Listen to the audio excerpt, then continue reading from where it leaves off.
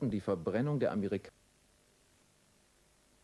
Sexy mates of YouTube, Aussie Marcel here, and in today's video I'm going to read out this cutout from the Herald Sun here in Australia. They actually published something about fragrances, and the article is called "The Scent of a Man." And here's the picture. I'll just show you. Interesting stuff, yeah? So, the scent of a man, choosing the right fragrance can be mystifying. We discover how to find a cologne or aftershave that suits and what will be popular this season. Words by Carmine Yabsley. Let's just have some coffee first. Wet the whistle, so to speak. A great fragrance really can turn heads. The scent or aftershave you wear can also have an emotional and physical effect on you, triggering memories and even affecting your mood. This is true. I can smell a couple of things and they just flood my brain with memories. There's one fragrance in particular that I cannot smell anymore, despite it being the best scent of all time in my opinion. I will not speak of it, I will not mention what it is, but maybe I did way earlier on in the channel. I don't quite remember that far back. But yeah, there's one scent in particular that really just, I love it, but it is also powerful in how it evokes memories and takes me back to a special place. So we will not speak of it. A study published in Progress in Neurobiology last year reported the olfactory system, which is responsible for our sense of smell, is more strongly connected to the hippocampus networks than the other systems of sight, sound, taste, and touch. The hippocampus region in our brain stores our memories as well as our reaction to pleasure, pain, and motivation. The scent you wear is a very personal and individual choice, Fragrances of the World Head of Evaluation Erica Moore says. A scent can trigger a memory or response in our hippocampus region that may be either positive or negative depending on what you associate with that scent. See, just like I was saying. Find your scent. Fragrances are divided into 4 groups: fresh, floral, woody, and amber. Men may have different reference points or less exposure to scents, Erica says. Look at what he may have worn in the past or what he uses in the shower, she says. This can indicate a preference for certain ingredients. Some people like to wear a heavier, more powerful scent at night in contrast to a lighter, fresher version in the daytime, Erica says.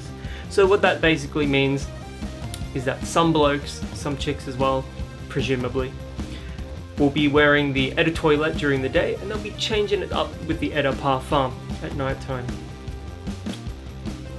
Similar to the way we change our outfits and style for night, we tend to change our scent. A great daytime scent is one with a sharp, clean smell, with notes of eucalyptus. Very random, there's not many fragrances I can think of at the top of my head that has eucalyptus in it. Think citrusy and zesty, Erica says. Lavender or herbaceous notes are also popular daytime perfumes. Evening smells tend to be spicier or woodier.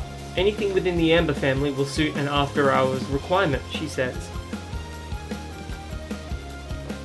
How much to apply? We all know the scent of someone who applies their cologne too liberally. This tends to happen if the scent is less expensive, so you think you need more in order to smell it at application, Erica says. We also tend to develop an anosmia, or desensitization to the scent we use, and our brain stops registering the smell. You may no longer smell your scent, but other people can. A good rule of thumb is to remember, less is more. I do actually subscribe to that. Where you apply your fragrance may alter your perception of how it smells, to you and to others. Applying a scent to your neck or wrists usually means your scent will smell stronger to you, Erica explains. That's because those are your pulse points, they're a little warmer, so it projects a little better. That's like pretty well known, especially if you've been in this sort of fragrance community for a while now. If you're sensitive to smell, apply a small amount to the back of your neck, the small of your back, or behind your knees. You'll get the same scent effect without it being in your face. I got too much hair, like how the hell am I gonna get back there, put it in my back? You know how awkward it is to like put something on your back or the back of your knees? Very awkward, unusual advice. Scents in style. There's been a lot of woody and amber fragrances around the last few years, and these families are still popular, Erica says.